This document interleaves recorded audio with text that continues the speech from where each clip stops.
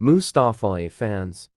دور موجود کے اندر آج ہر ایک کو یہ شوق چڑھ جاتا ہے کہ وہ مسند مشیخیت کے اوپر بیٹھے اور لوگوں کی عقیدتوں کو سمیٹے، اور یہاں ایسے ایسے شخص بھی مسند نشین ہیں جنہیں دین کی مبادیات سے بھی آگہی نہیں ہے، اور ایسے ایسے پھر مکروہ لوگ بھی آئے اس شعبے میں، کیا لیاذ باللہ، انتہائی غلیظ سوچ کے حامل، انتہائی مکروہ اعمال کے حامل، اور انتہائی جو ہے وہ نیچ مزاج کے حامل لوگ بھی مسند مشیخیت کے اوپر بیٹھ گئے، چونکہ یہاں سب چلتا ہے۔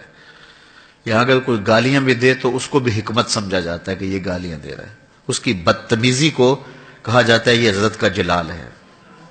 تو جبکہ اسلام نے تو ہمیں قیامت کے دن جب نامہ اعمال پہ عمل رکھے جائیں گے تو سب سے زیادہ وزن جس عمل کا ہوگا وہ حسن اخلاق کا ہوگا، شریعت ہمیں یہ بتاتی ہے، اور یہاں اس کو جلال کا نام دے کر کے اس کے لیے جواز قائم کر لیا جاتا ہے۔ پھر وہ گالیاں بھی بکے تو وہ گالیوں کے اندر بھی کہا جاتا ہے کہ ان میں بھی فیض ہے، گالیوں میں بھی فیض ہے۔ فیض تو قرآن میں ہے، فیض تو رسول اللہ کے فرمان میں ہے، فیض تو شریعت بیضا کی پابندی میں ہے، لیکن وہاں بھی گمان کر لیا اور اس پہ اعتقاد پختہ ہو گیا، اور پھر یہاں جو بھی ہے چلتا ہے۔ تو یہ ایک دردناک صورتحال ہے جس سے لوگ اللہ رسول سے دور ہو گئے۔ حضرت سیدنا غوث اعظم رضی اللہ تعالیٰ عنہ نے اس حوالے سے ایک ضابطہ دیا ہے، اور وہ 12 چیزوں پر مشتمل ہے۔ اس کو اس مختصر نشست میں مفصل بیان کرنا تو ممکن نہیں ہے، لیکن اختصاراً آپ کے سامنے میں رکھ سکتا ہوں۔ تو آپ نے کہا کہ مسند مشیخیت کے اوپر بیٹھنے والوں کو 12 صفات کا حامل ہونا ضروری ہے۔ اس میں سے کہا 2 صفتیں اس میں اللہ والی ہوں، ایک اللہ کی صفت ستار کا مظہر ہو، ایک اللہ کی صفت غفار کا مظہر ہو، پردہ پوش ہو، چغل خور نہ ہو۔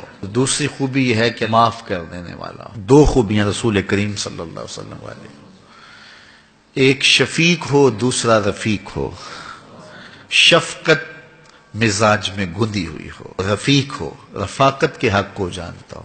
2 خوبیاں اس میں حضرت سیدنا صدیق اکبر والی ہوں، ایک صادق ہو، دوسرا مصدق ہو، یعنی سچا ہو اور سچ کی تصدیق کرنے والا ہو۔ 2 خوبیاں حضرت عمر رضی اللہ تعالی عنہ والے ہوں، ایک امر بالمعروف کرے، دوسرا نہی عن المنکر کرے، برائی سے منع کرنے والا اور نیکی کا حکم دینے والا۔ 2 خوبیاں حضرت عثمان غنی والی ہوں، رات کو تلاوت کرے، صبح اٹھ کے سخاوت کرے، شب زندہ دار ہو اور دن کو سخاوت کریں۔ حضرت غوث اعظم رضی اللہ تعالیٰ عنہ ایک مقام پہ فرماتے ہیں آدھا فقر بھوکوں کو کھانا کھلانا ہے اور ننگوں کو لباس دینا ہے، آدھی فقیری یہ ہے۔ 2 خوبیاں حضرت سیدنا علی المرتضی والی ہیں، ایک عالم ہو، دوسرا بہادر ہو۔ جاہل مسند مشیخیت کے اوپر بیٹھنے کے قابل نہیں ہے۔ دوسرا بہادر ہو، جرأت مند ہو، بات کرنے کی ہمت رکھتا ہو۔ حضرت غوث اعظم رضی اللہ تعالیٰ عنہ فرماتے ہیں اگر ان 12 خوبیوں کا حامل ہے تو وہ اس قابل ہے کہ وہ مسند مشیخیت کے اوپر بیٹھے۔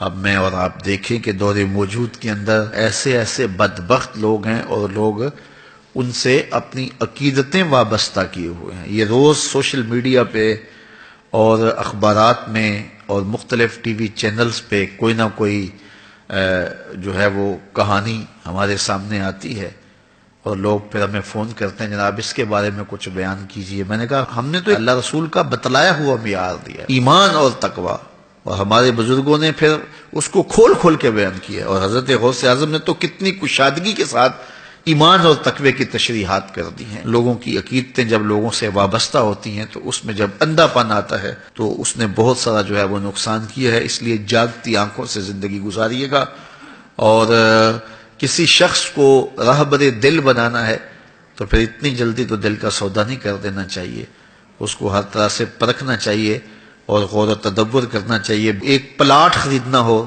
تو کتنی محنت کرنی پڑتی ہے اور کس قدر آپ دیکھتے ہیں کہ اس کے کیا فوائد اور کیا نقصان ہے، ہر پہلو سے دیکھتے ہیں. تو انسانی زندگی میں سب سے اہم چیز تو اس کا دل ہی ہے نا.